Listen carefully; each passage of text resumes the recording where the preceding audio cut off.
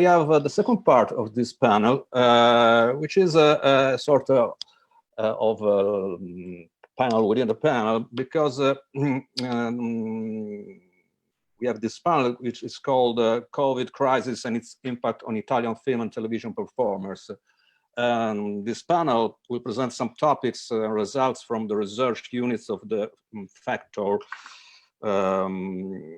form of contemporary media professional acting training, the PRIM project with Francesco Pitasio, prime investigation. And it will be divided in 3 speeches. So I think we can start with Luca Antoniazzi and Luca Barra. Luca Antoniazzi is a postdoctoral research fellow at the Department of Arts here in Bologna, where he works on factor and detector research projects. He obtained his PhD at the School of Media and Communication at the University of Leeds. He has published in an international journal. While Luca Barra is associate professor at our department here in the Department of the Arts, where he teaches television and digital media. His research focuses on television production and distribution culture. He's the author of many books. The last one is The Last Sitcom, and also co-editor of several collections. He's the unit leader at the University of Bologna of the Factor Research.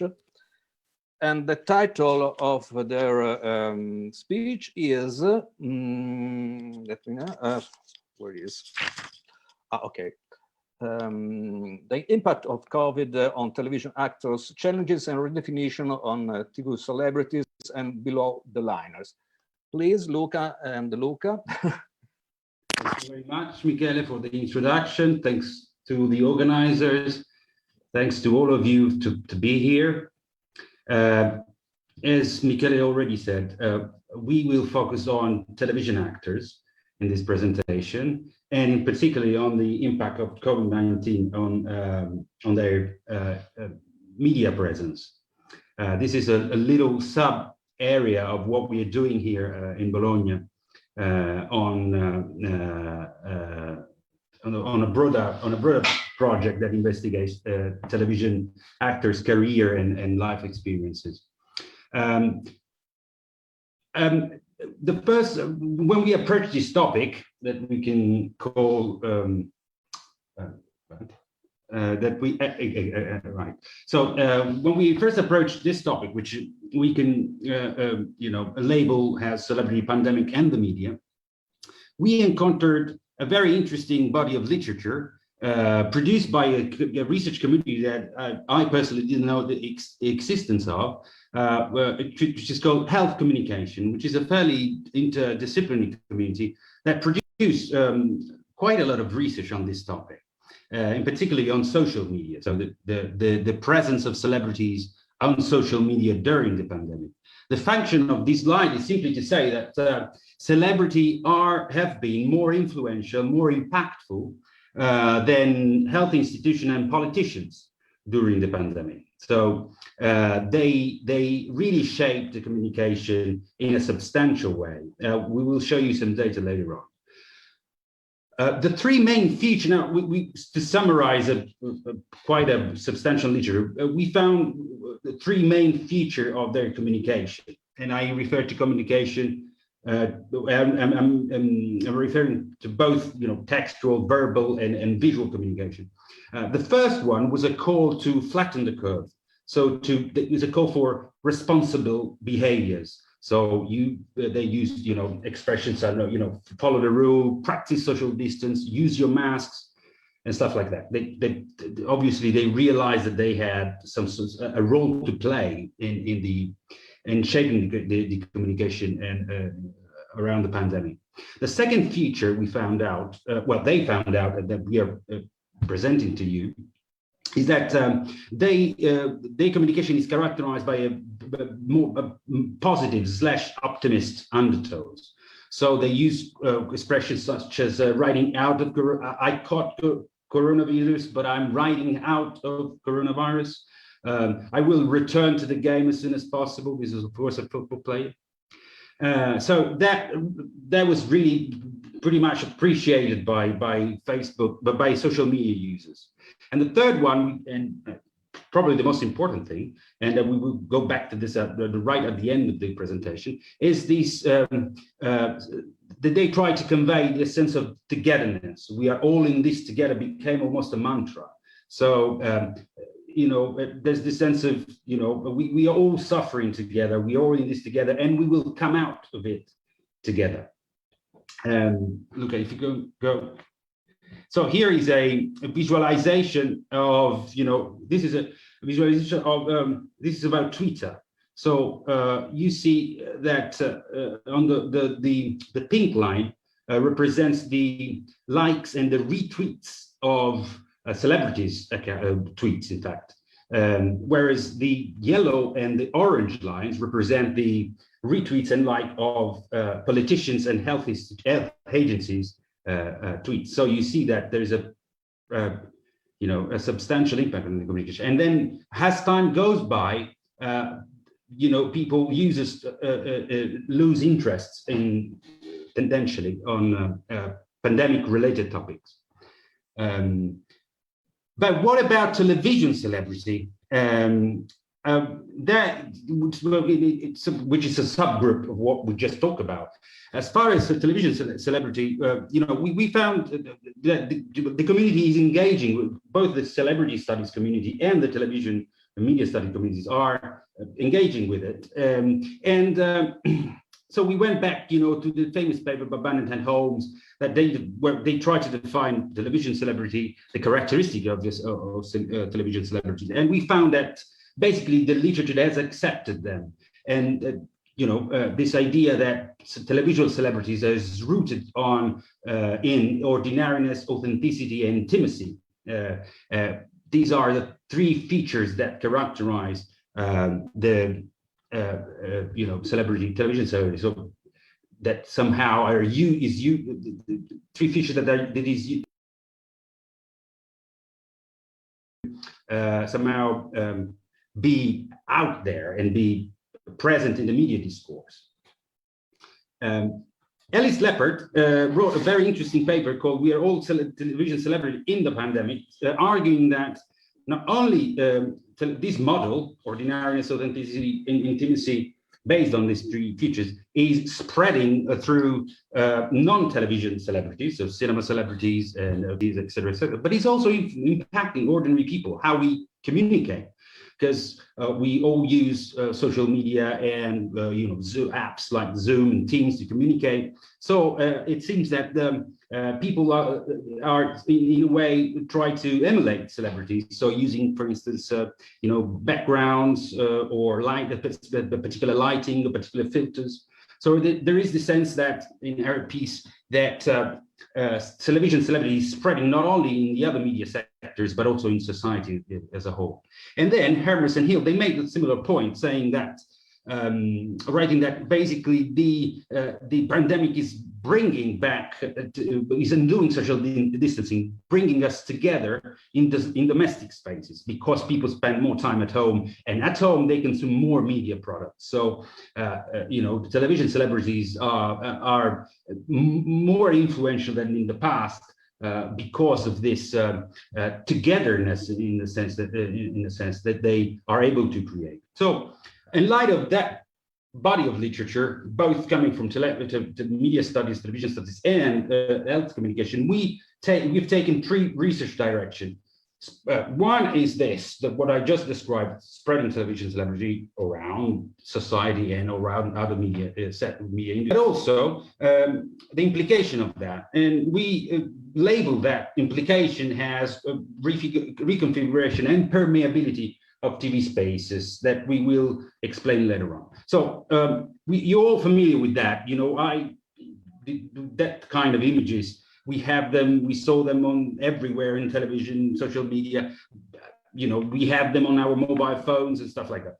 We are not talking about this because this would have been a huge amount of material to analyze. We focused a little bit more our attention on, first of all, television actors, or television actors that have been somehow exposed on television, But most importantly, those who caught COVID-19 and exposed the infection. So they were very active in social media.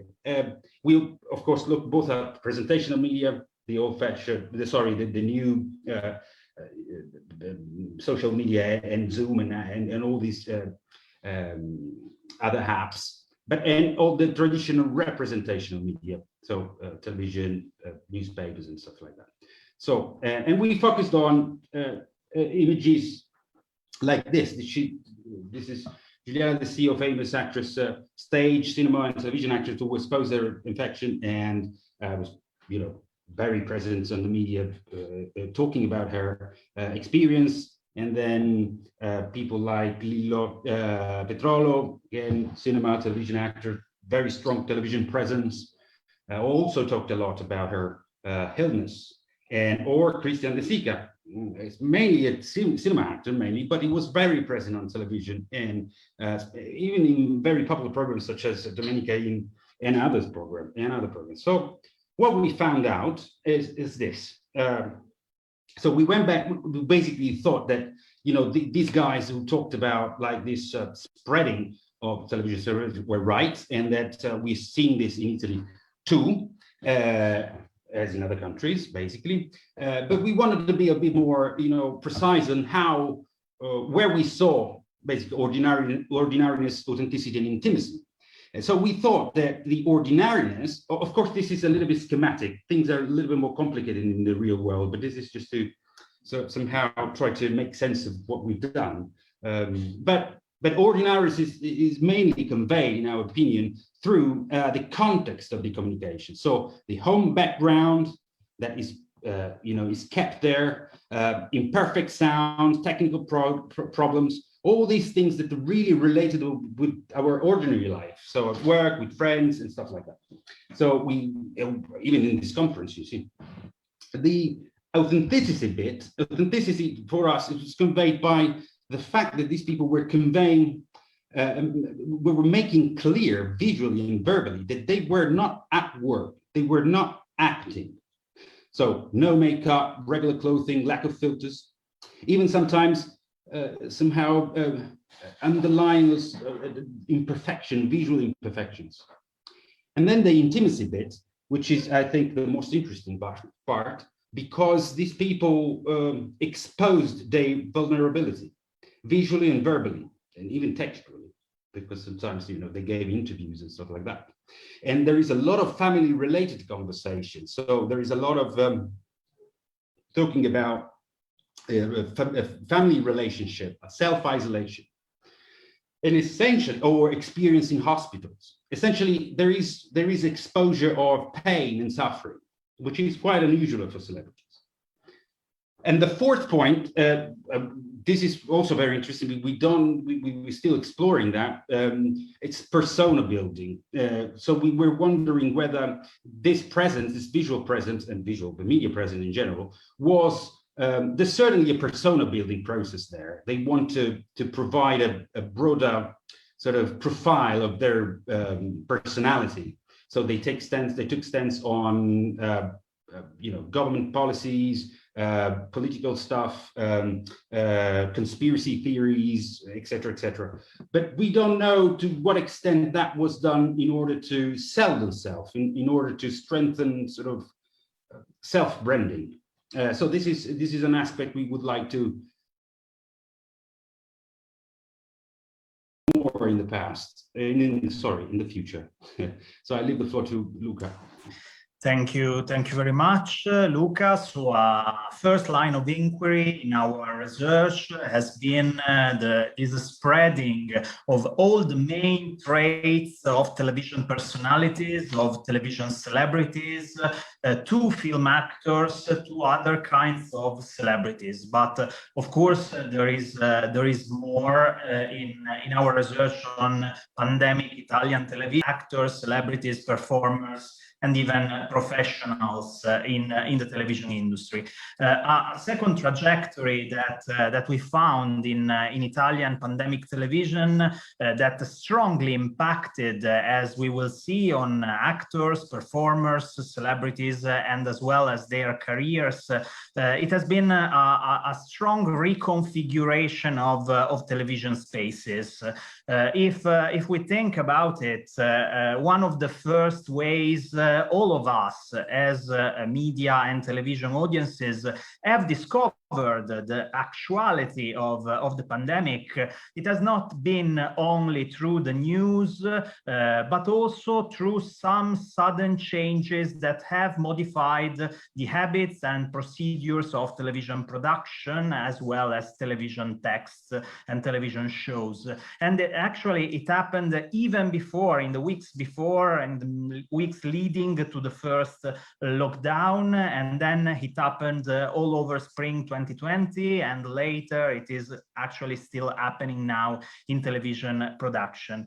As we have already seen with the celebrity addressed by Luca, one of the ways television production was impacted by the pandemic is that a lot of guests of popular talk shows, entertainment programs, talent shows, and so on, as well as sometimes some of their hosts were connected and shown online. A lot of research has already been done about the Skype aesthetics, the Zoom aesthetics. It kind of broke one of the most diffused rules, traditional rules of broadcasting that in the world before forced all the people to reach the actual studios, the actual location where the television shows were filmed from. Of course, on the one hand, it multiplied the possibilities for television shows, and we see a lot of guests and hosts exploiting these possibilities. But of course, it also impoverished the formal quality of many television shows. But this impoverishment is also another layer of authenticity that dialogues with the authentic celebrity Luca was already addressing. But there is also another big change that have impacted on the aspect, the very aspect of television studios in a first phase, in the first month of the pandemic in Italy and later abroad in many other countries of the world. There has been the complete disappearance of the studio audiences, of the actual people inside the television studios and so on. So we saw a lot of empty spaces, large studios with a lot of empty seats. We can also say that you can hear in some ways the silence of the television studios without all the white noise of actual traditional television production. Later on in the following months, there have been new ways to reintroduce the studio audiences safely inside the studios. There have been protocols developed. They have been applied since June 2020 and until now. Of course, it created some safe zones. But of course, it developed also strong, very strong debates that involved the public opinion and the whole shared discourse. I will just have you make a look to some very quick example, quite random examples. To be fair, this is one of the first TV studios that has been impacted by this sudden change in Milan, in the Lombardy region, where everything started in Italy, and it was the studio. It is the studio of the talk show Che Tempo Che Fa. Only the host and a few production figures are staying here inside the television studios. But of course, more or less the same thing happened to a lot of daily shows, of infotainment programming, comedy shows, talent shows, and so on. Sometimes this change led to very creative solution to address this problem, this issue. This is probably one of the most creative ones, the one perfected by the comedy and news talk show Propaganda Live on La Sette, which substituted the live studio audience with a lot of celebrities, actually, a lot of celebrity silhouettes with relevant figures from history, from politics, from entertainment, popular culture, and so on. This is another screenshot from another creative solution. This is the second evening of the Sanremo Festival this year. This is a symbol of another way to substitute the studio audience with something else, with anthropomorphic balloons.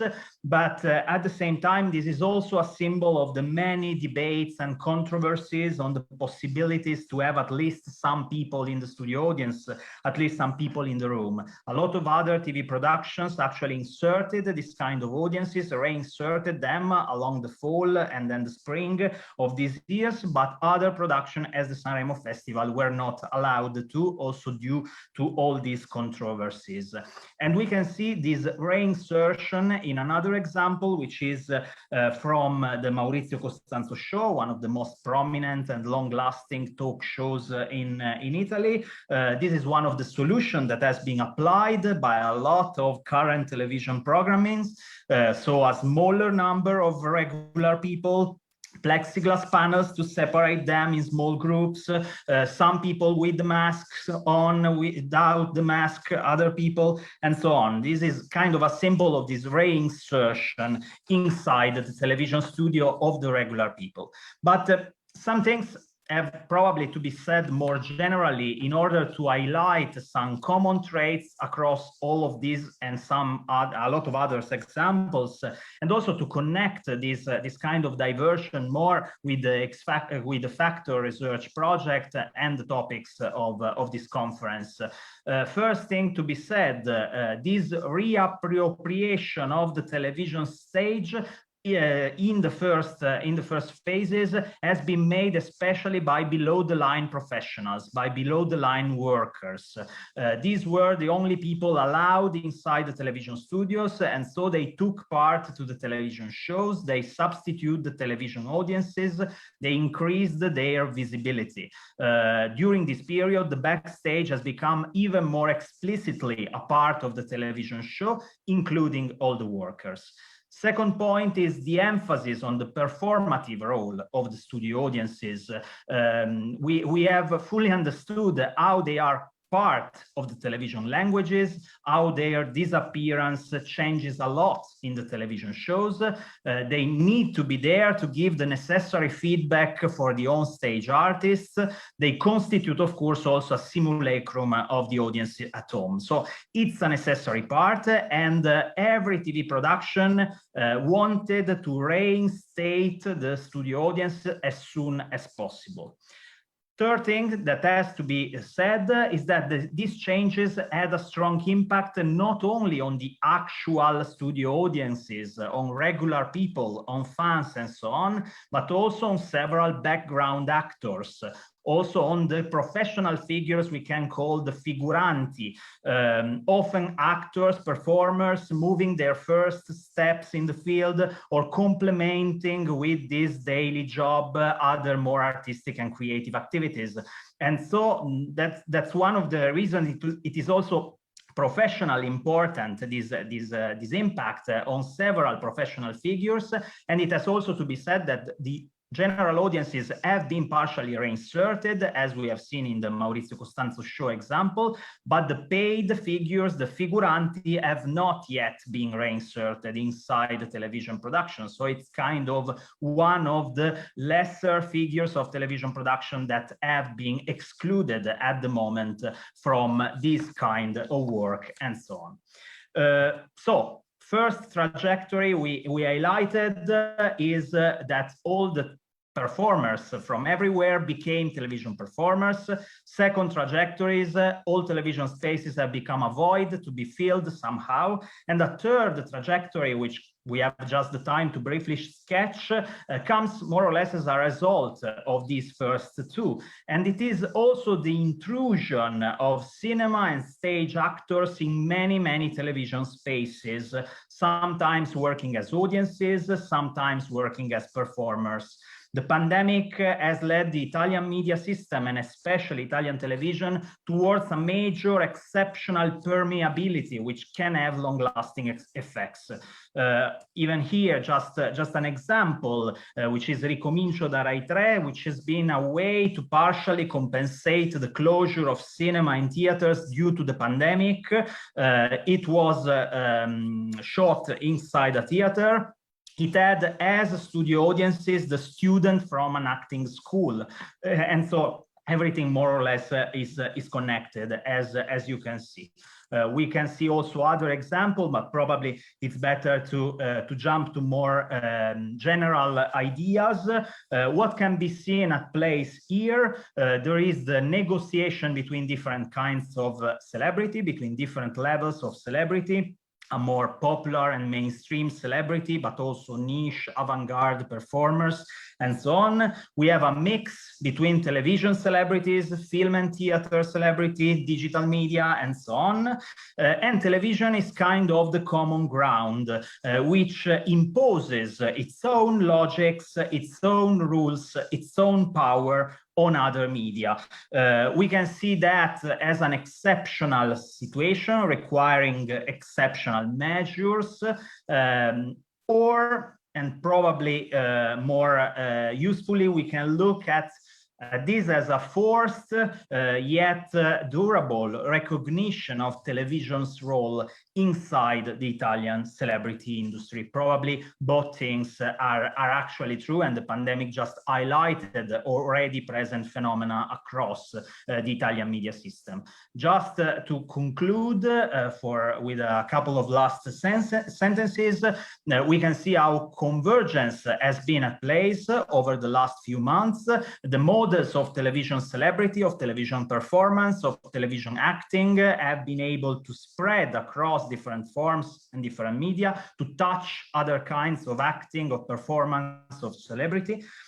We have seen how there are new spaces for visibility for the below the line workers, from established actors displaying also their intimacy, but at the same time also the disappearance of others as the paid studio audiences. And we can quote to conclude a scholar, which is Francesca Subande, that as it is reported here, wrote, "We are all in this together," are 5 words that can conveniently cloak the reality that even if we are all impacted by this crisis, we are not all experiencing it in the same way. And this is quite useful, not just to make sense of our own pandemic lives, but also to better understand the different struggles and relationships and negotiation between different layers of celebrity, of media celebrity, of television celebrity, of performance and acting, of work. And I guess this will be more or less also a common shared theme with the other speakers in this sub-panel coming from our joint research. Thank you very much.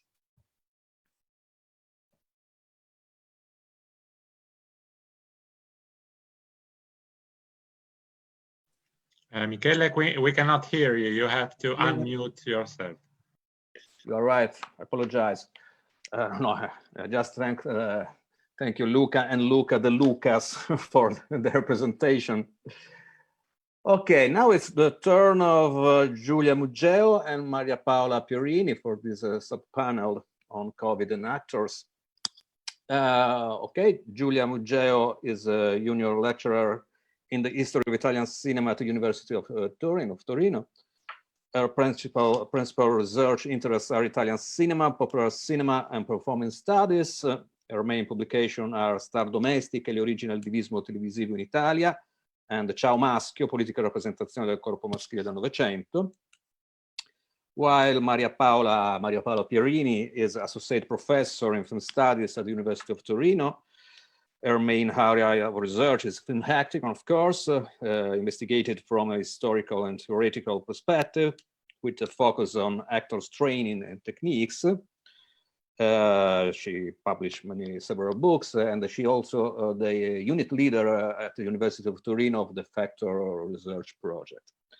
The title of their presentation is "Stand Up for Your Rights, the Role of Italian Celebrities in the Debate for Actors' Legal and Contractual Recognition During the Pandemic."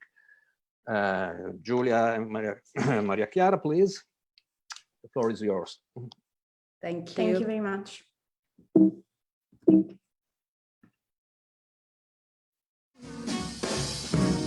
Please don't talk about me when I'm gone, though our friendship ceases from now on. And listen, if you can't say anything real nice, it's better not to talk at all. That's my advice. We're parting, you go your way, I'll go mine. It's best I'm with you. Here's a kiss, I hope that this brings lots of luck to you. Makes no difference, I'll carry on. Just don't you talk about me when I'm gone.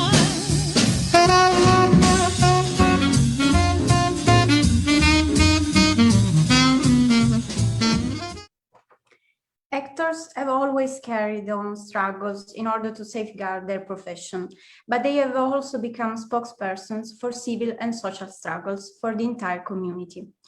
Over more than a century, there have been several struggles in defense of actors' rights.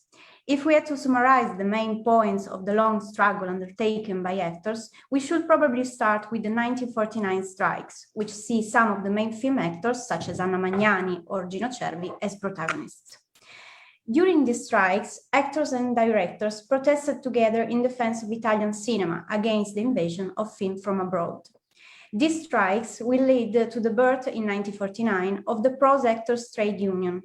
Italian newspapers define these strikes as cinecomizi, and journalists do not fail to emphasize the spectacular nature of these demonstrations.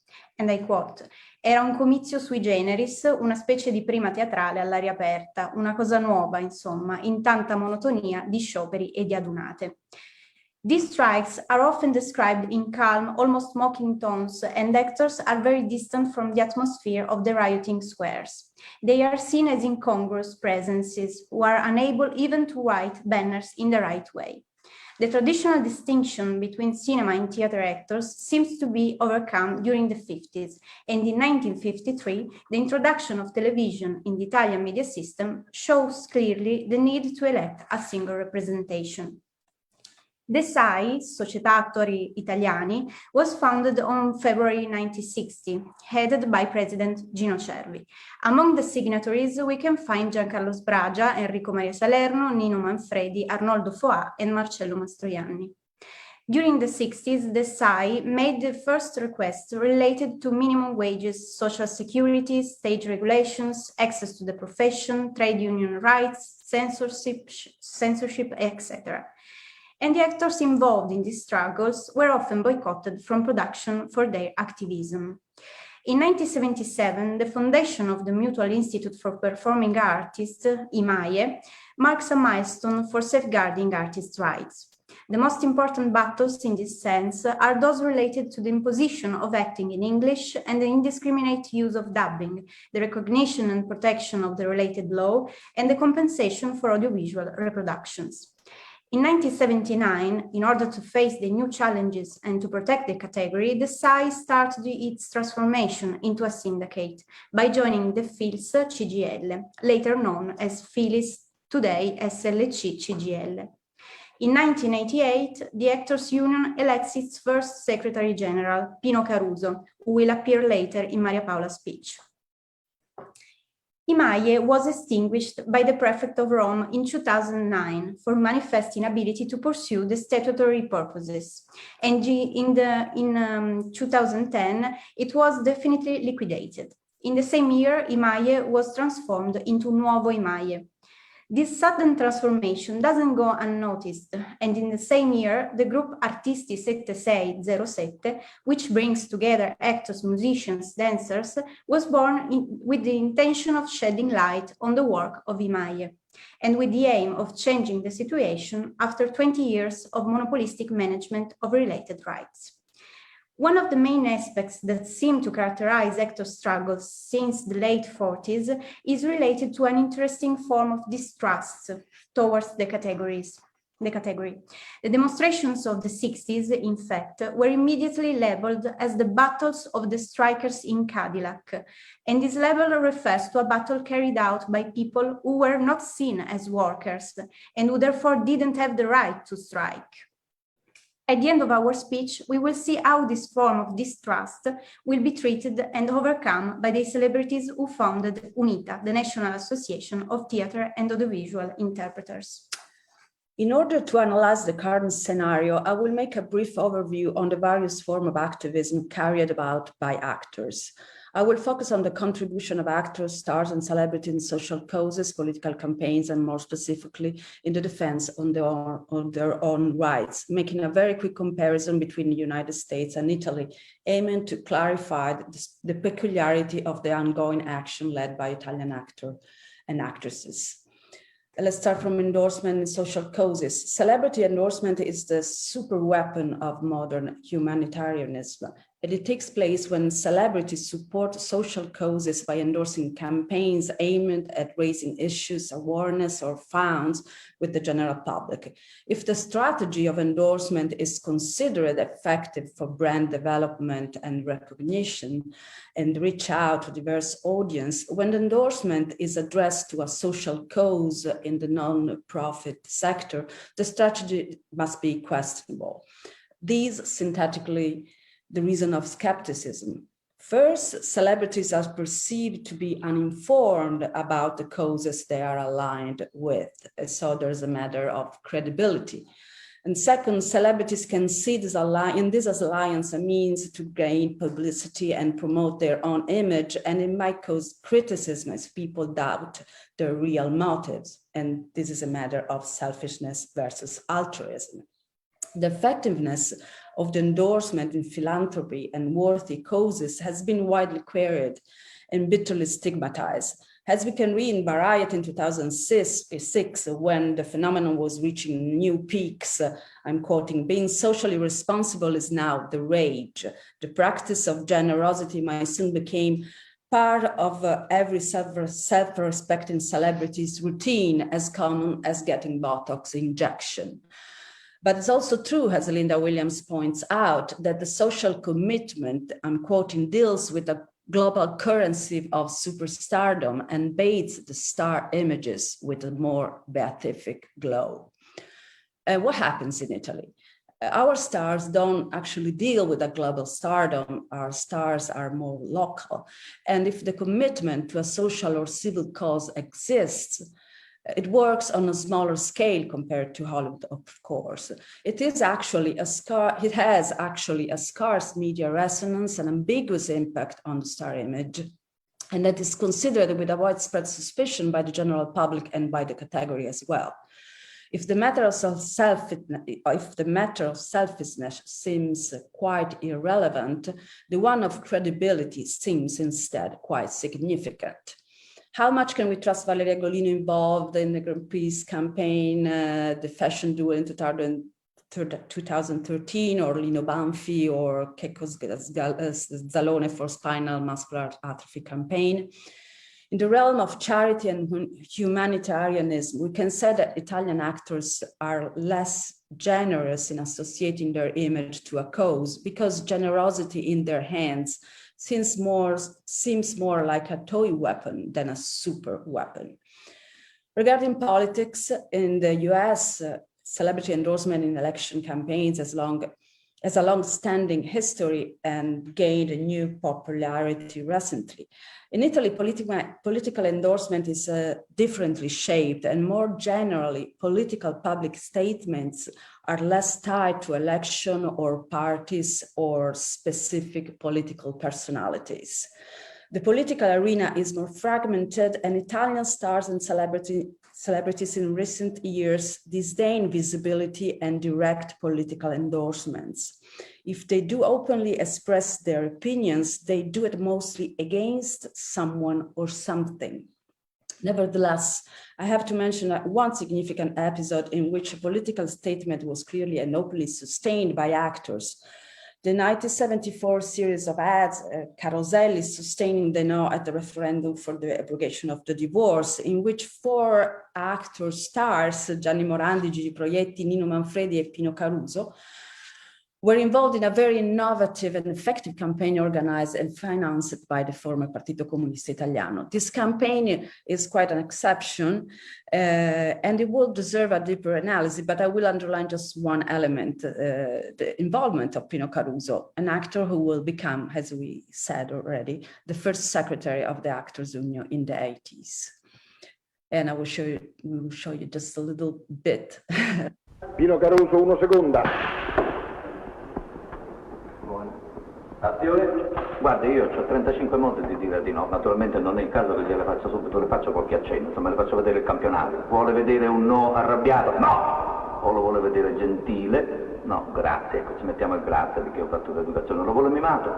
Oppure lo vuole detto in maniera sentimentale, soffiata? Il no è un modo di proibire le cose, un modo di negarle, insomma il no è una negazione, però bisogna vedere di che cosa questo no è negazione. Per esempio se uno ti dice ci posso dare un calcio dal sedere? E no, e non è per il fatto che uno si fa male, perché potrebbe essere abbondante e di male non se ne fa, ma è un fatto di dignità. Magari avessimo detto no a tutte quelle cose che nel passato ci hanno portato alla rovina. And now, after Pino Caruso, I will mention a few other occasional episodes of actors' activism. Silvio Berlusconi in 2002 has been a target, but not the only one, for a girotondo led by Nanni Moretti, the closest fist of Elio Germano at the Cannes Film Festival in 2010, which was a way to make clear his political belief. Dedicating his prize to Italy and to Italians who do all in their power to make Italy a better country despite the rulers, he was deferring quite clearly to the former Minister of Culture Sandro Bondi and to the former Prime Minister Silvio Berlusconi. In order to get to the today protest, we must refer to the Senso Comune, a manifesto against gender discrimination and sexual misconduct in the film industry, signed by 124 Italian actresses and producers, which gained a red carpet visibility at the Davide Donatello ceremony in 2018. Some of the most famous Italian actresses were dressed in black, and Paola Cortellesi made a speech that had a great media resonance.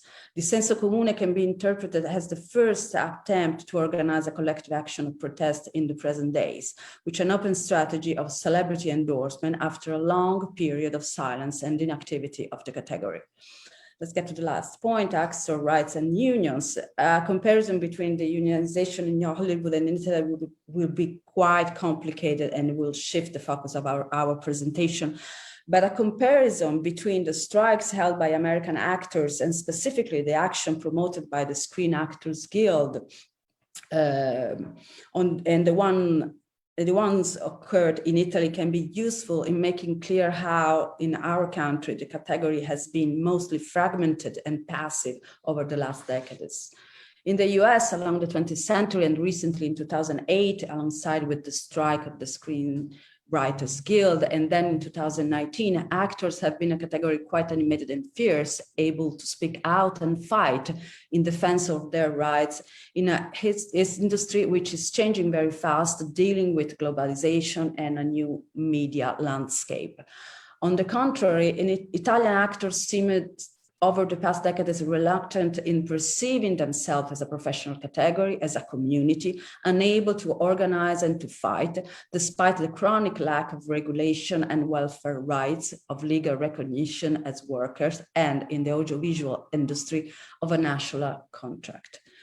Then the pandemic came and the social media became the ideal tools for a campaign around the hashtag Io Resto a Casa endorsed by many Italian celebrities.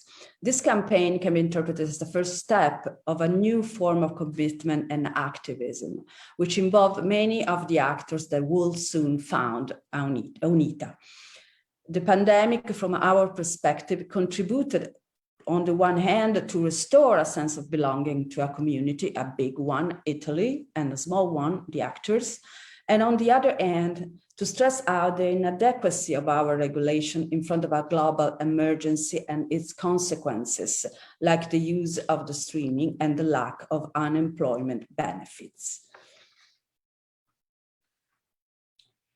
UNITA, Unione Nazionale Interpreti Teatro e Audiovisivo, the National Association of Theatre and Audiovisual Interpreters, was born in June 2020, when the lockdown has just ended. The association was founded by Vittoria Puccini, but it sees several well-known actors among the founding members or in the steering committee, as we can see in this slide. UNITA immediately fought and still fights to bring to light the main problems of the actors category and to find a dialogue with the institutions in order to respond actively to the absence of a regulatory framework. As UNITA's Vice President Fabrizia Sacchi says, we would like to resolve anomalies and distortions of the system with a long-term and far-sighted gaze. We need to go beyond this emergency situation. The aim, as declared by a very active member, Fabrizio Gifuni, is, and I quote, to bring together actors with greater economic independence and those equally talented who live in disadvantaged economic conditions. In other words, the stronger help the weaker one. Fabrizio Gifuni's sentences evoke the association's slogan, different interpretations, equal rights, which means that actors, above all the weaker and younger ones, deserve adequate protection like any other worker. UNITA is an association seen as a home where there is no distinction of role or gender and where every member can receive legal assistance and help. The interesting aspect concerns the different possibilities of exchange and dialogue, especially on UNITA's Instagram channel, which hosts various talks, the so-called UniTalk. We can see here a very short excerpt featuring Maria Pia Calzone. Ecco, per esempio, ti faccio una domanda così a bruciapelo, no? Tu hai mai fatto un giro sul tuo account INPS, per esempio?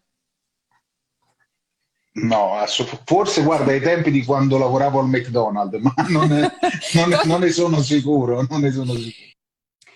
As UNITA's measure exponents often repeat, this is not an elite association. A trade association makes sense if it protects everyone, especially the less privileged members. Between October and November 2020, the association met MIBACT and AGIS, and UNITA's committee reiterated the importance of two main points: the establishment of the National Register of Actors, the most suitable tool for recognizing and protecting entertainment workers, and the establishment of a Fondo Ristori in order to protect artists, technicians, and workers in case of suspension of the activity. Although UNITA is not the only association that is claiming these and other rights, it seems clear that it's the only organization capable of obtaining results and a dialogue with the institutions. It is likely that this aspect is linked to the very nature of the association itself, which seems to be the most institutional, democratic, and a political organization within the contemporary scenario. It's interesting to note that the recognition of the work carried out by this association also came from festivals.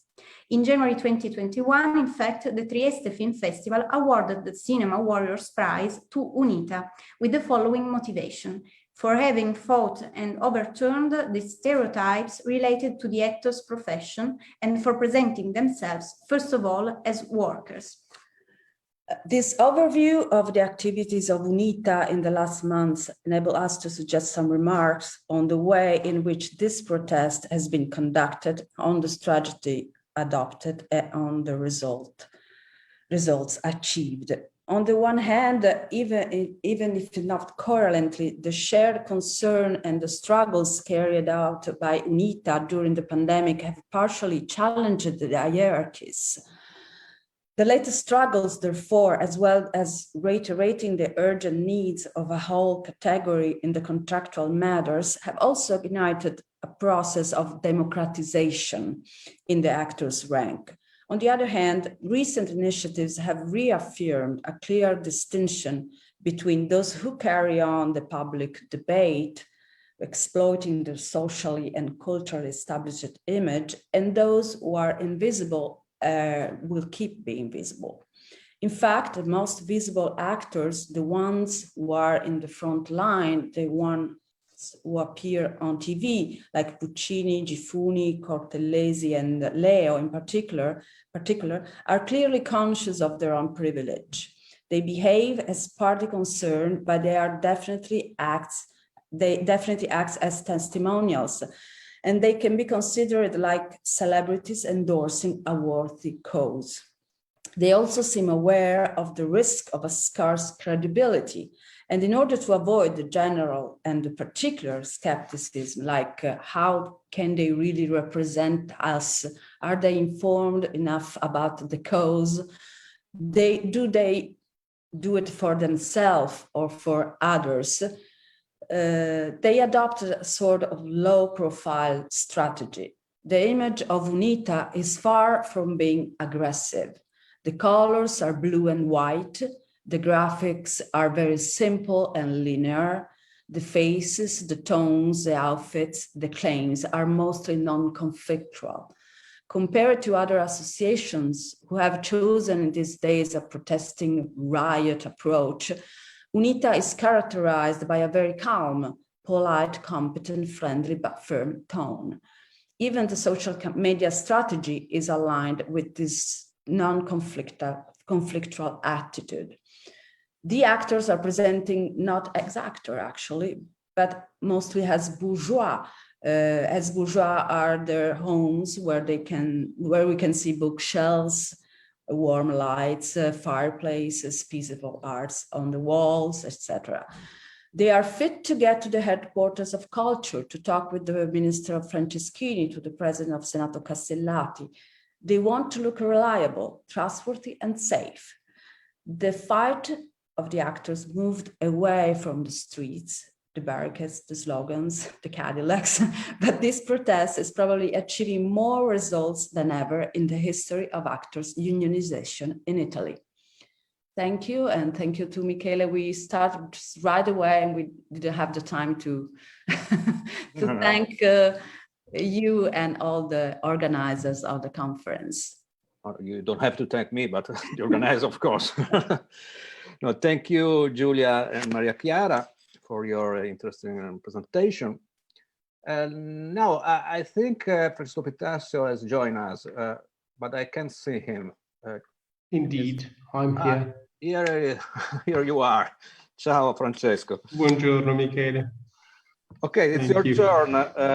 Let me introduce you, even if you are well known.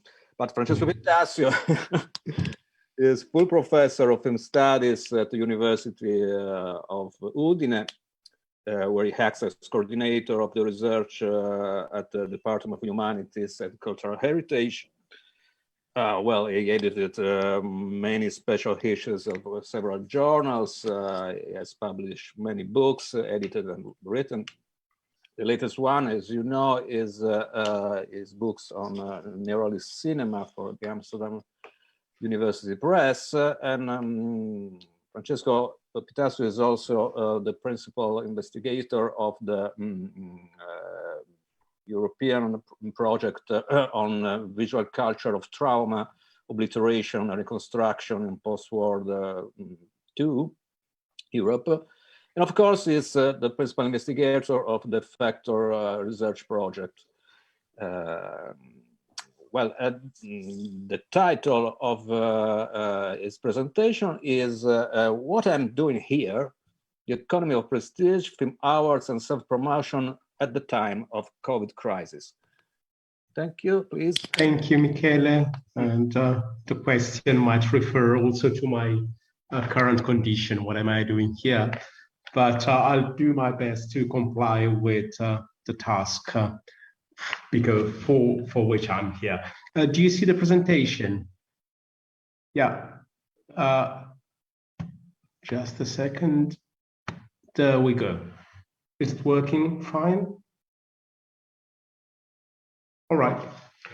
So in this paper, I shall focus on the role Italian film and media performers, and notably stars, held within the framework of film festivals and film awards during the COVID crisis. The background of this reflection originates in the subject of my research group at Udine, that is, how social practices and discourses contribute at defining Italian contemporary performers. Among these practices and discourses, we list film criticism, modes of self-promotion and public exposure, film festivals and prizes as means of public acknowledgement and career building. Therefore, serving how the COVID crisis affected Italian film festivals and awards and the function actresses and actors played within such events helps us in grasping the impact of the crisis on contemporary national film stardom. It's been more than 50 years since when French sociologist Edgar Morin, in his seminal L'Estat, remarked, "The festival," and I quote, "by its ceremony and its glamorous mise-en-scène, attempts to prove to the universe that the stars are faithful to their image." Everything in the festival's internal economy, as well as in its daily manifestations, indicates that for the stars there is not, on one hand, a private everyday and banal life, and on the other, an ideal and glorious image. The stars lead a festival existence. The festival leads a life of stars, a movie life. The mutual solidarity of film festivals and stars has been repeatedly highlighted, but rarely deeply scrutinized. In Morin's work, who operated within an anthropological framework, what is crucial is the reciprocity of stars as extraordinary beings and festivals as extraordinary time and experience. This extraordinariness has nothing but increased in recent times. According to programmer Mark Berenson, festivals have a number of advantages over regular art screenings in that festivals are events, and we are currently living in an event-driven culture. Because they are events, festivals have a greater promotional budget to attract audiences. End of quote. In order to achieve and reinforce festivals and awards eventfulness, rituals must be deployed. In her influential and groundbreaking research on film festivals, Dutch media scholar Marijke de Valk looked at film festivals through two main lenses, that is, rituality and actor network theory. In fact, de Valk considers film festivals as rites of passage which bestow cultural legitimation to artifacts within a liminal space. Among the rituals associated with the exhibition of film performers within the framework of film festivals, scholar Felicity Chaplin enumerates red carpet and photo calls, press conferences, award ceremonies, and scandals. All these rituals contribute to the, and here I quote, mutual dependence which transcends strictly filmic considerations. Festivals use stars to promote not so much films as the festivals themselves, and stars appear at festivals to increase their visibility and marketability as stars, end of quote. My aim is to focus on this mutuality at the times of the COVID crisis. Past and recent debates occasionally opposed business and audience-oriented festivals, or cinephiliac and star-based events. However, I posit this opposition is questionable in general and misleading when applied to contemporary Italian performers. In general terms, as Paul McDonald already discussed, even Hollywood stardom coins and nurtures prestige stars whose celebrity does not rely on box office revenues, but on, and I quote, the accumulation of award nominations and wins, or positive critical notices from the culturally legitimated press, which defines their status, end of quote. In the scholarship of James English, who moves in the wake of Pierre Bourdieu, prizes and awards conflate two kinds of economies, that is, financial and symbolic, and this equivocality is strictly inherent to them. To summarize, festivals and awards mold celebrities and increase their symbolic capital. More in details, as Italian scholars such as Claudio Bisogni and Marco Cucco explained, as a consequence of two subsequent bills on film and media production and state aid to it in Italy, awards bestowed onto artistic personnel contribute at defining the quality of production projects to be supported and, accordingly, their chances of funding. Among the most remarkable characteristics of film festivals, Marijke de Valk mentions adaptability. The Dutch scholar discusses film festivals through the lens of actor network theory as conceptualized in Bruno Latour's work. However, de Valk moves forward insofar as Latour believes networks are inherently unstable, whereas the film festival system, in her view, is certainly a fragile network, but originates its strength in resilience. In her words, and I quote, the film festival network is successful and capable of self-preservation precisely because it knows how to adapt to changing circumstances. But what is the festival's resilience during the corona crisis? And how can this fragile network, which leads to and supports the film festival, overcome it? Furthermore, media anthropologist Daniel Dayan, who co-authored with Leo Katz's highly influential work on media events, served as a case study Sundance Film Festival back in the 2000s. In his pioneering work, Dayan found that film festivals are a socially constructed reality which all their components contribute at fabricating, made of written and performative material. But how did the pandemic affect and alter this reality? How did its components and participants, and notably performers, reshape it? The National Association of Film Festivals, AFIC, recently published a report about film festivals during pandemic, based on a sample of 142 film festivals. Among its many findings, I would like to mention those most relevant for my argument. Firstly, in the past year, more than 40% of film festivals took place in presence, 30% just online, and almost the same percentage in a hybrid form, partly online and partly in presence. Most festivals refer to the platform which My Movies, a voted provider, offered. We should collate this data against another one. 96% of the film festivals held meetings with artists, including actors, and more than 70% workshops. Here is, as you see, 136 held meetings, 108 workshops, 100 conferences, which obviously imply the presence, either online or physically, of artistic personnel. Most of these initiatives took place either on Facebook or YouTube. Therefore, despite pandemic, film festivals were resilient and maintained the involvement of film performers within their activities. Even though the network supporting this latter was vulnerable, indeed, many festivals had to fuel additional resources for their online edition, whereas more than 30% underwent cuts to the private support. So, how did film festivals and awards define themselves at the times of pandemic? To answer to this question, we, and by that I mean me, and notably Cristina Formenti and Sara Sampietro worked on the research, we have chosen a sample of 17 film festivals, including feature film festivals such as Venice, or Trieste Film Festival, or Bergamo Film Meeting, or Festa del Cinema di Roma, or short film festivals, including Sedici Corto or Scherzo Film Festivals, and awards such as Nastri d'Argento and Davide di Donatello. Consequently, we set up interviews face-to-face with artistic directors and programmers of the events to fully grasp how said initiatives reacted to the corona crisis and how the presence of actresses and actors, or as they are usually defined, talents, changed. The reasons for persisting in organizing events are various, which we might group in two major categories: continuity and solidarity. To the former belong motivations such as the attempt not to lose money, time, or relationships achieved in the past, and the willingness not to discontinue a historical initiative.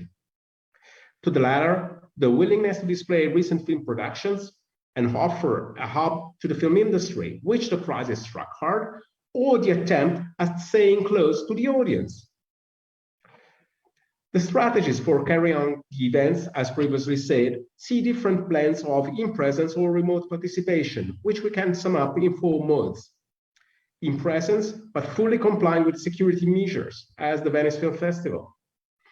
To the opposite side, the full online mode through transaction video on demand platforms such as the Trieste Film Festival. In between, the TV studio mode for major awards such as the Davide di Donatello or Nastri d'Argento, which delivered which delivered its contents through the mediation of a presenter, or festivals such as Cortina Metraggio. and the blended mode, which offer the presence of national talents but confine international guests to online contacts. So no matter how the festivals happened, the function performers or talents held within them shifted. From the point of view of the organizers, this shift might be prospectively beneficial in terms of costs or visibility. Conversely, we assume that for actresses and actors, the migration to online modes or the restrictions caused by the crisis reduce the chances for networking and the allure of film events.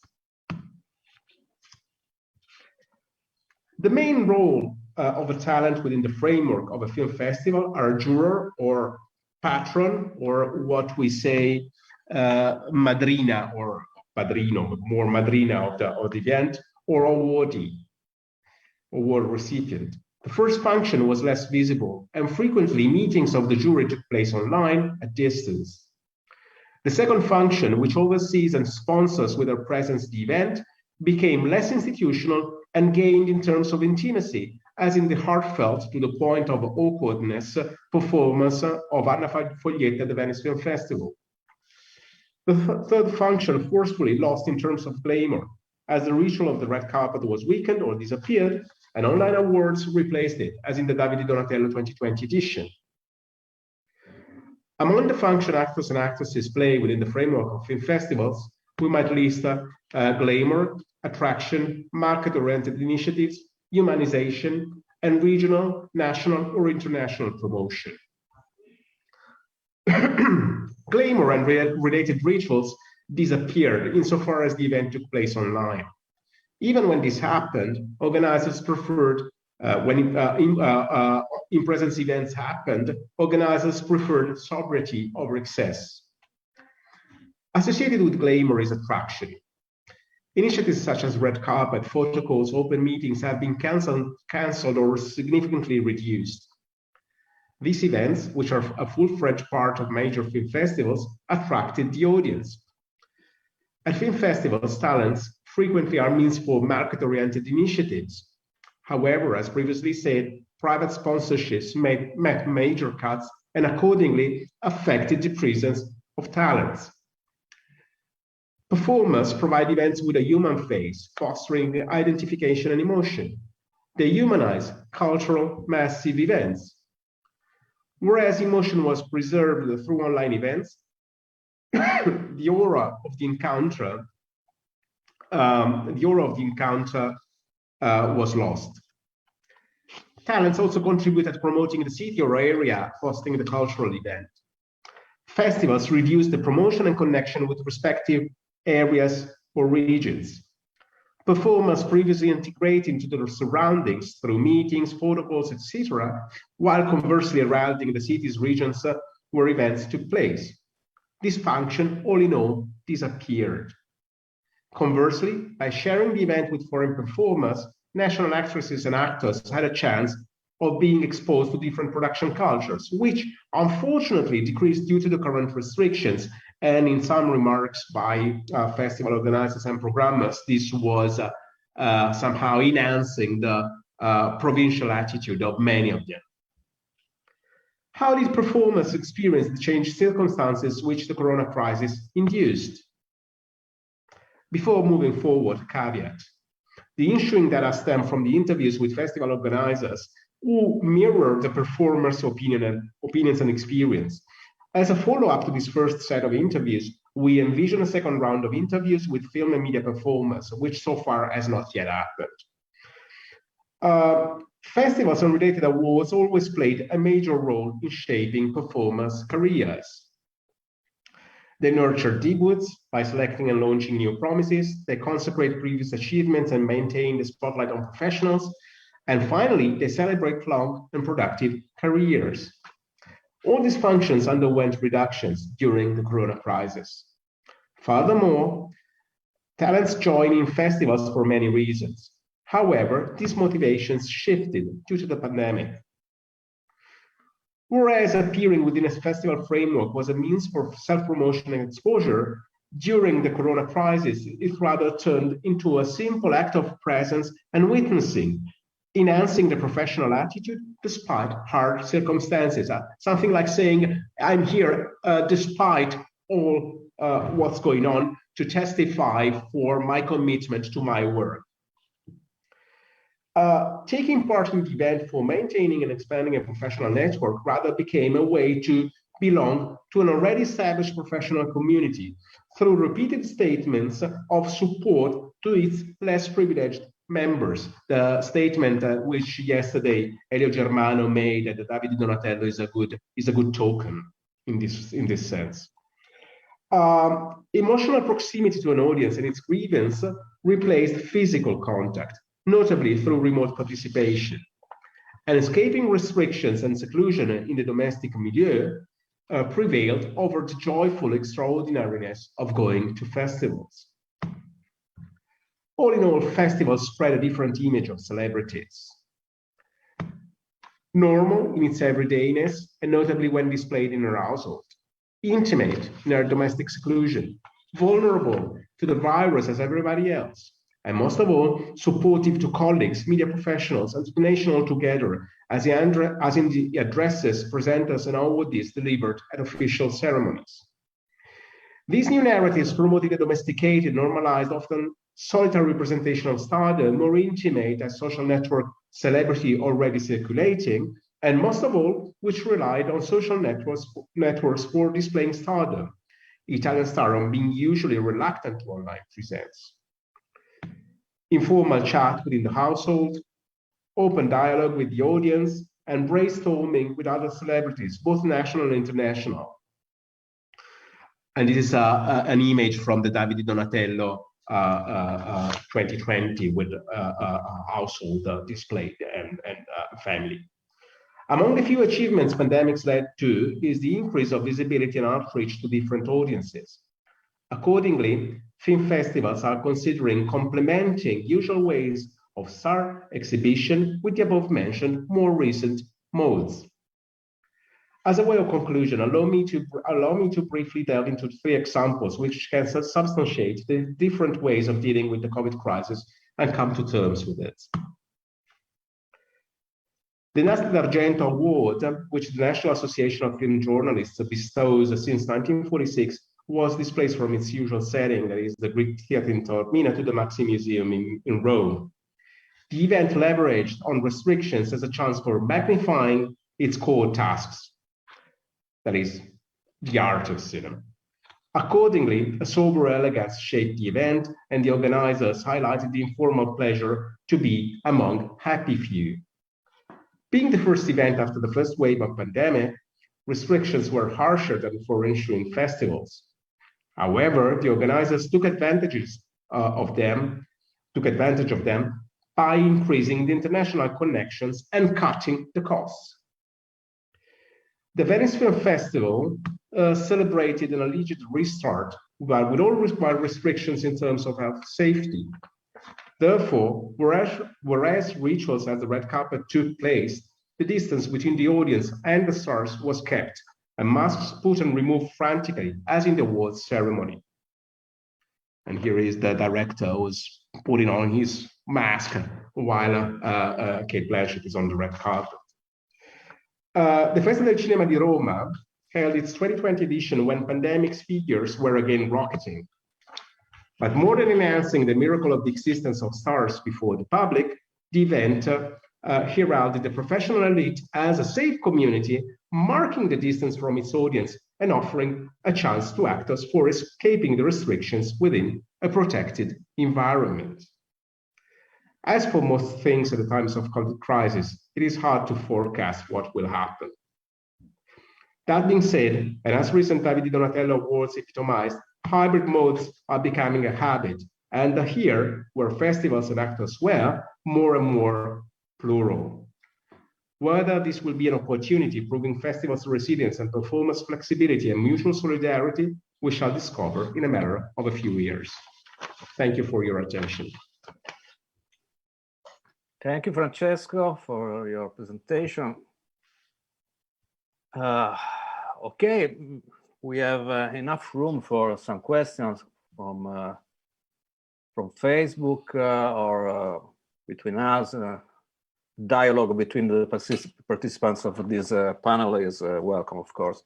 But I will start with a question from Facebook for Ilenia Caputo. Ilenia, where is Ilenia? Here I am. Hello. Now, this is the question for you from Daniele Starita, the first question of do you think that social media, Instagram in particular, shifted the border between adult and teen celebrities? Are they closer to one another now than they were with legacy media? Or maybe there is no distinction celebrity-wise between teenagers and adults in the Instagram age? This is the question. Okay, thank you, Daniele. They certainly leveled off, but I think there is still a difference between adult celebrities and teen celebrities, because teen celebrities are part of a generation that was born on social media, it can be said. I've noticed, at least in Italy, that they are celebrities who behave in a more ordinary way, teen celebrities, I mean. So not like star, and make use of social media that is very similar to that of a friend of ours, for example. Instead, adult celebrities, on the other hand, still keep some distance. For example, they don't use all the features of Instagram and tend to use more filters and a slightly more set language, professional language. And furthermore, they demonstrate a more genuine sensitivity to social issues such as gender fluidity and female empowerment. I say genuine because simply they have interjected these instances without even realizing it. So they don't need to show their support because they simply don't support the changes. They are the changes. So yeah, that's my opinion. Thank you, Ilenia. Thank you. Is there any question for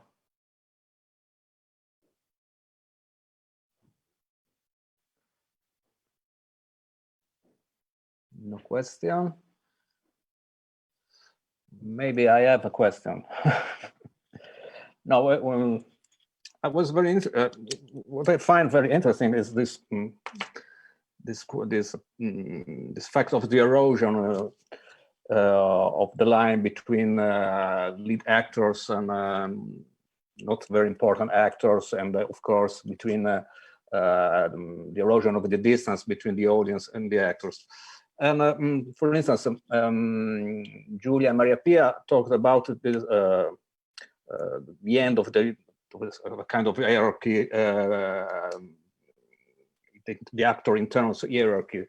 But do you think, Francesco, that this hierarchy is a question during the festival?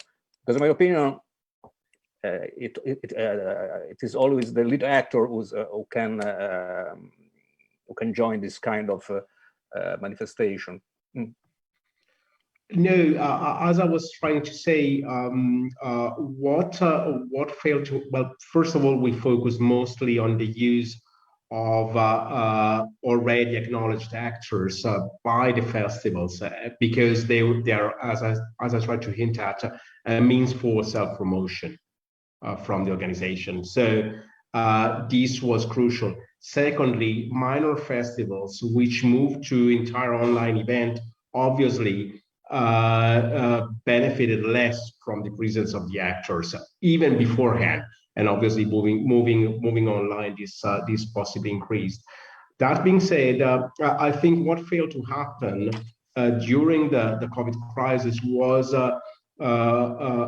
crucial activities and practice which are beneficial for actors. This networking, all the initiatives taking place around the festivals, which obviously imply catching up, informal contacts, and so forth, due to restrictions or the move online of the events did not take place. And this obviously affected non-established professionals. Secondly, when online events happened, with this erosion, as you said, of even the eventfulness of the festivals, obviously, if something marked a distance or a difference, this was due to celebrities, not because of fairly or relatively little known performers. So, as I said, but these are more, say, hypotheses or tentative answers to your question, because what we asked to the festival organizers was the use basically of celebrities they have been making beforehand, and how this kind of use underwent major shifts due to the COVID crisis.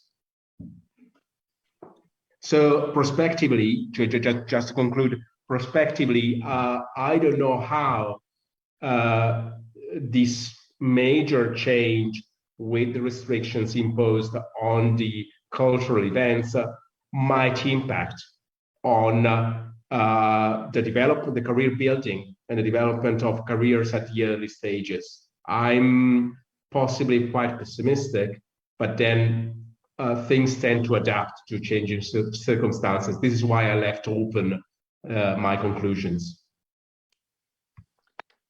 Thank you, Francesco. Well, you are pessimistic in a certain sense. This is something discussed in the Lucas talk. No, you talk about this crisis of cinema celebrities.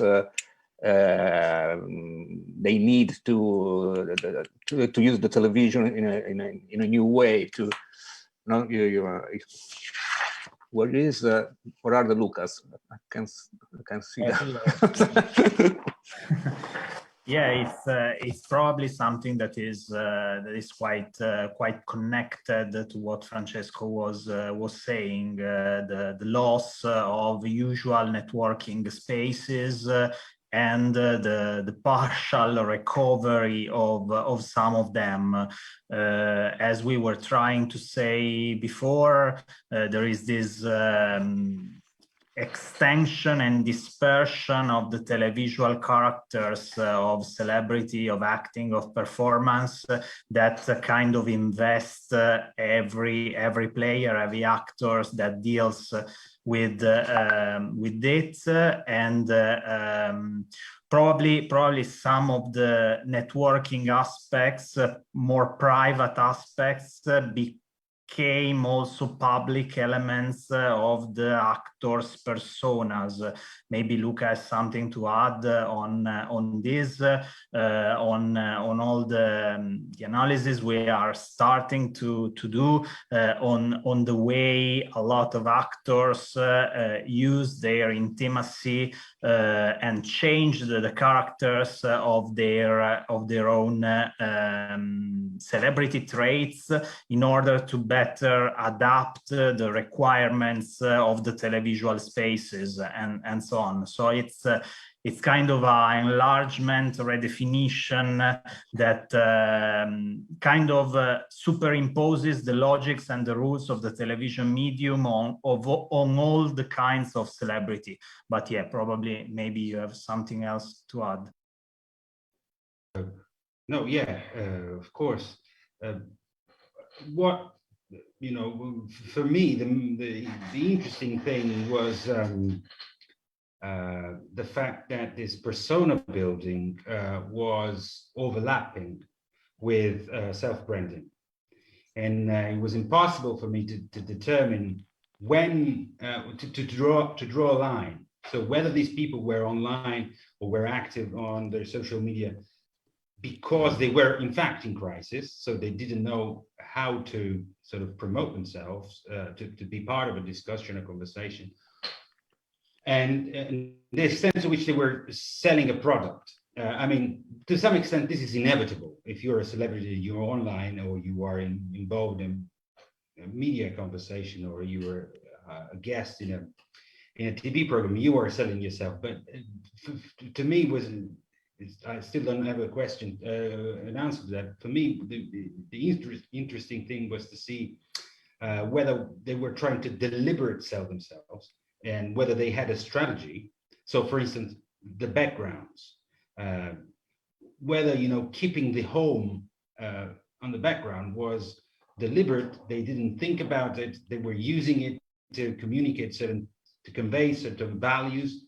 That was the interesting thing to me. But I don't know, again, the extent to which they were doing that on purpose, that was deliberate, or whether it was just inevitable and they were surfing the wave, let's say. Thank you, I don't know Luca. whether I made myself clear, but I think this is maybe an avenue to explore, a research avenue to explore. Of course. Maybe Maria Paola and Julia can add something about it. Of course, to the stronger helps the weaker one in the UNITA project.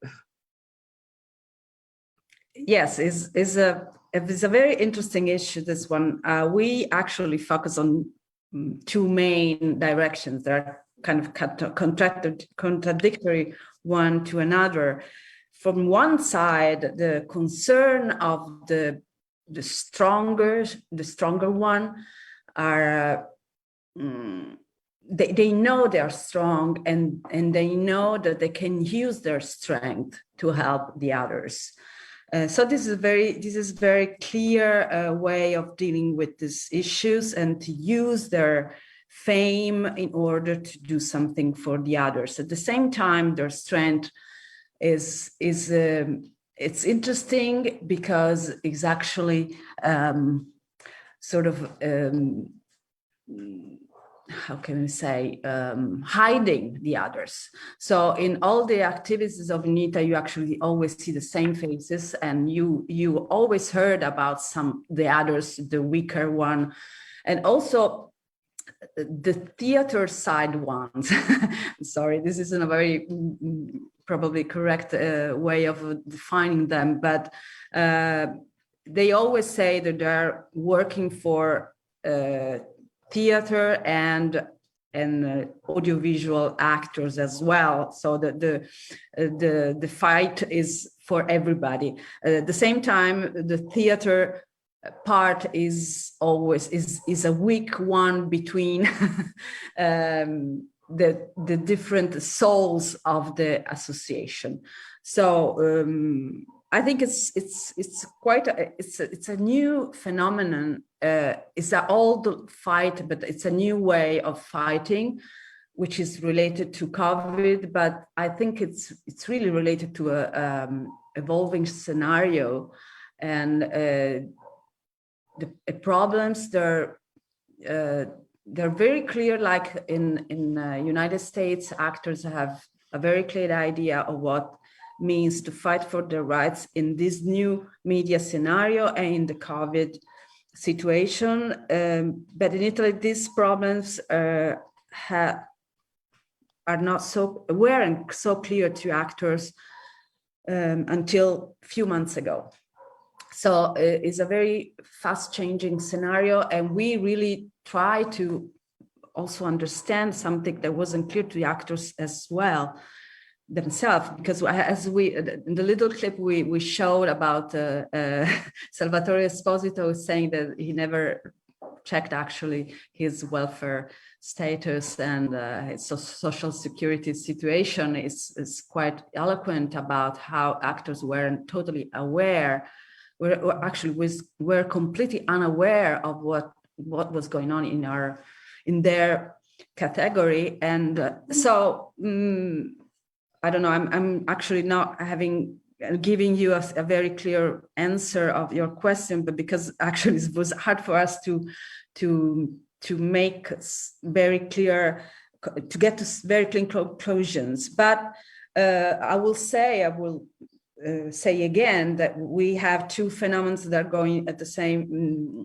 they're going on at the same time. One side, we have a democratization, effort to, and in the other side, we have a hierarchy that is still going on, is still working, and is useful for the UNITA fight. So there's these two phenomena that are going on at the same time. I don't know if this was a clear answer, probably not. No. But It's a clear answer.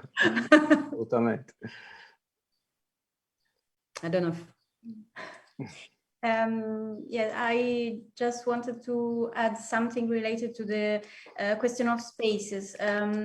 Luca talked about the audience space.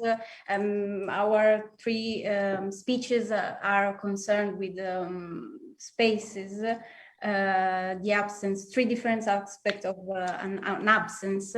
And so we can say that there's a fil rouge between our three speeches, because even our speech talk about another kind of absence, the one related to the spaces of protest.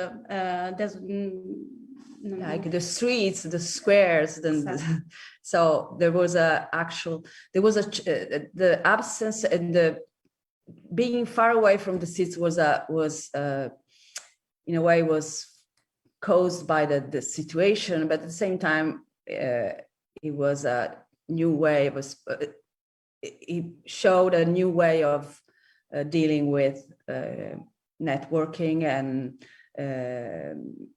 also creating a new space for discussions, and for also for acknowledging, like one thing that we didn't have the time to talk about it, but about the UNITA activity has been the UNITA talks that also deal with other European and not all European, also US actors, unions. So a work about making more the actors more knowledge about their rights, comparing to other countries. This was very interesting, and of course was using the internet and platforms as a very useful tool to get people connected. So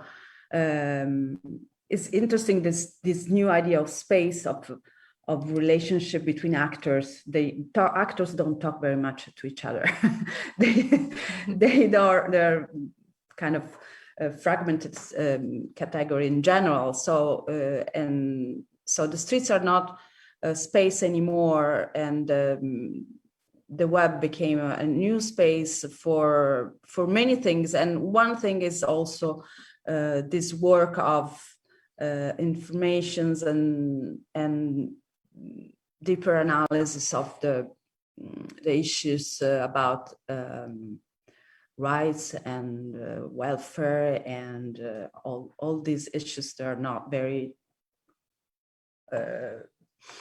analyzed and they're not very known and in the field of actors in Italy, but I think everywhere in the world.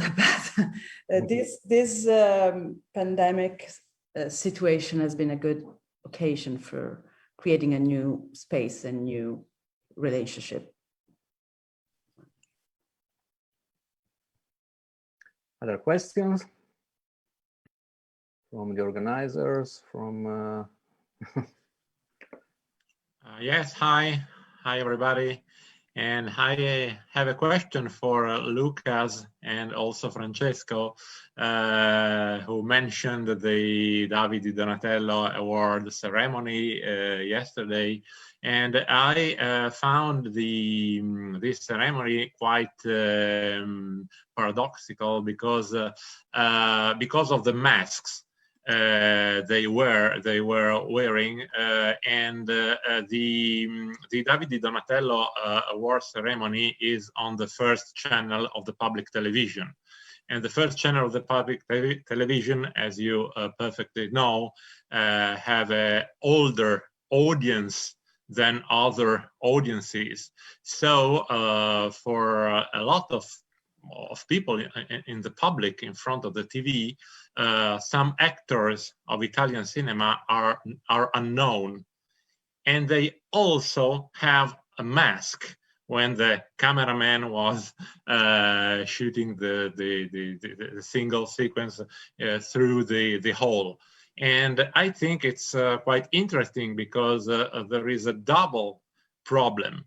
For example, in a recent or not very recent episode of Call My Agent, French TV series about actors in French cinema, two characters were struggling and stealing each other a ticket to go to the César ceremony, award ceremony, which is unthinkable for Italian situation. I cannot think of two Italian guys who struggle for and steal each other one ticket in order to be present at the ceremony of Davide Donatello, which is of course less glamour, less fashionable than the French award ceremony, because in France they have a huge star system that we do not have. So the Italian star system and the Italian actors are not so recognizable, at least for audience of Rai Uno, of the first channel of the public television. So maybe the side of online festivals are important also for showing the face of actors, especially young actors, and awards ceremony like Davide Donatello, especially if they are programmed on Rai Uno, are not so successful for older audiences like the audience of Rai Uno. I don't know if you can answer to my idea. You want to go first, Luca? Want? I can go first. Okay. No, thank you very much, Roy, because you are also asking a question that can show our research as an ongoing thing. You do not know that, but with Francesco and Maria Paola, we actually were live chatting all through yesterday's show, and so we started to use that as kind of a research topic. We are an informal focus group of Rai Uno. Something like that, or a self elder spectators, though. Next time I want to be part of it. Okay. But, our guest. Yeah, you asked. You put together a lot of different aspects, which I will try to partially address. One is that there is an ongoing issue with that kind of award ceremony in relationship with the television space and the television programming. It's not just a matter of the recognizability of the actors, of the people getting awards and so on, which is more or less the same with or without masks, I would say. But it's also a thing about awarding a specific kind of movies or films that on the very same channels would not be scheduled in any case and in any way, since you are kind of awarding usually a kind of films that are the staple of other channels, of thematic channels, of paid television channels, and not of the mainstream ones. So there's an ongoing question that affects the relationship between film awards, especially in Italy, and with the shape of the industry and of the award committees as in Italy. They tried some years ago to move the award ceremony on Sky, and so to engage with an audience with probably knew better the kind of movies that were actually awarded and so on, but it didn't work as well. And there's always the tentative way of kind of deturpating a bit the films and the actors of the high part of the industry with other things. Yesterday, the awards to Sandra Milo or Diego Batantuono were something more or less made up because of televisual needs in order to connect with the television audiences. So this is an ongoing question and an ongoing problem, and every year the results, the ratings, the discourses, and so show how it doesn't match, even if trying a lot. The other issue is related to the pandemic, which of course added this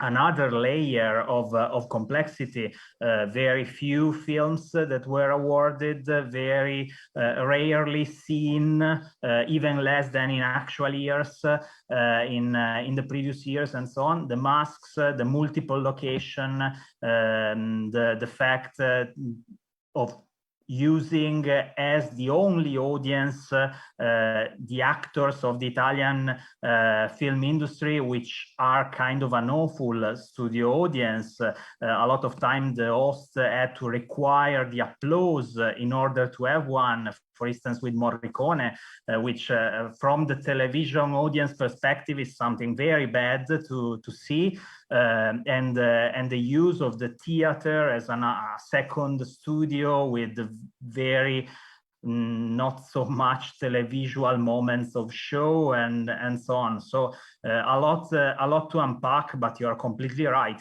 It's very difficult to profit of the increased celebrity of at least some portion of the Italian actors and performers in an established moment as the David di Donatello.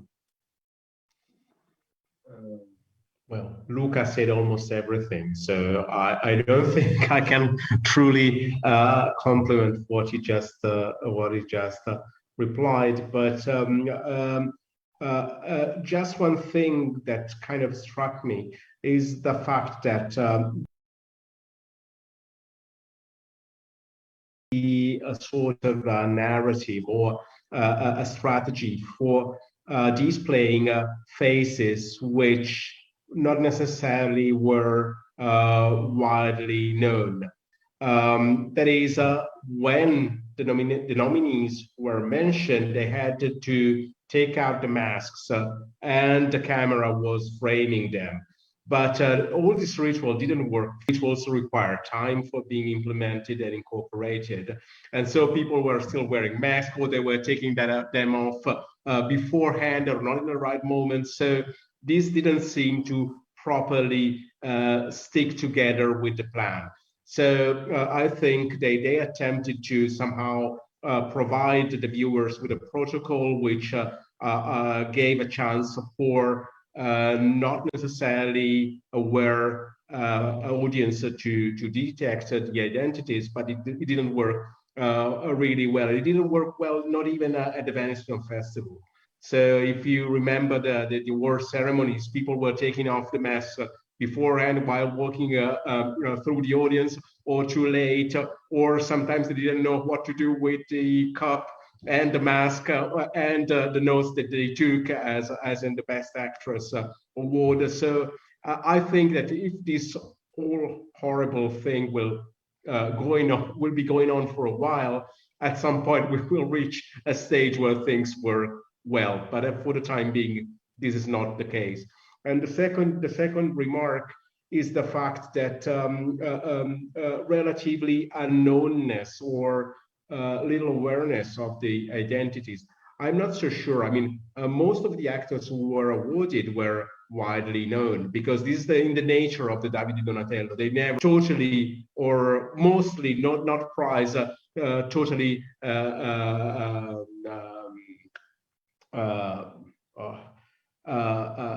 not unknown people. So Elio Germano received his fourth David di Donatello and was candidated, I don't know how many times more. Or Fabrizio Bentivoglia, I mean, I've been growing up with him. He's been around for about 40 years now. So it doesn't seem like the total happy few art house experimental performers who just pop up at some point on Rai Uno. they have been around for ages, and I don't think that that was an issue, but rather the issue was the one that Luca was pinpointing. So the fact that the awards are bestowed on productions which are very rarely widely circulating for an audience who most of the times I think is not interested in it. But I think this is more a self-acknowledging strategy for the film production community to say, hey, we're still around. Self-acknowledgement, most of all. Thank you for the question, which was very bright. Thank you. If I can add on one thing, is that it is true that some of these films they're not usually screened on Rai Uno, but it's also true that a lot of these actors also work in television fiction, so they're known. But also that we are seeing, as we show in our presentation, we are seeing a process of convergence, and I think television, TV series are playing perhaps a role in there. So the idea to have to make these people visible on public television, people that might be then cast in television fiction, which is which is bringing together, if you want, more cinematic sort of language and elements of television language. So yeah. Thank you so much. One more question? No more questions?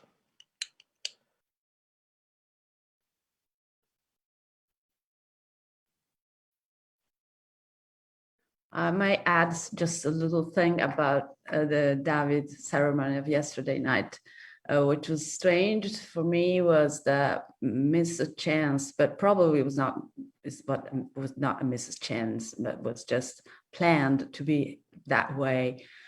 That the only one who actually did what we were supposed to do and said what he was supposed to say was Elio Germano in his speech, saying, the prize is also for the unknown one, talking about the hierarchy that we were talking before. But Vittorio Puccini, which is actually the president of UNITA, didn't say a word. And actually nobody said a word about... Maybe she's not aware she's the president. That's one point. We didn't talk about the role and the credibility of Vittorio Puccini as president, but we actually talked privately about this, and so it's just I don't have an answer. It's just I'm just sharing with you guys what I thought about this strange ceremony, because it was supposed to look like it used to be, but it wasn't, as you already said, and because the ceremony has been in the past the occasion for making some statement. It was kind of strange that this year, in this situation, after 1 year almost of activity of this association, which is, as we said during our paper, is very institutionalized and is very polite, and has these spokesmen and leaders that are, they're safe. So it's strange that they didn't ask, or they didn't ask, or they didn't have the chance to, after like the FedEx problem on the May 1st. So I don't know. It's just something that I don't know, but I'm just sharing with you with this thought that they're going through my mind. So I don't know. But it's strange that Vittorio Puccini didn't get the chance to say, just, UNITA exists, and that was was a stage that probably was the right one to say something. Thank you, Maria Paola.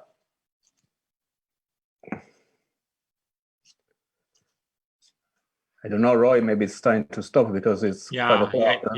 we can conclude because we have just a half an hour of coffee break, and then we have the keynote speaker Suzanne Ferris from 5:30, and so thank you so much. Thank you, everybody. Thank you to all the participants. Thank you. And thank you to all those following on Facebook. Thank you, Roy. Thank you, Sarah. And who else is? Thank you.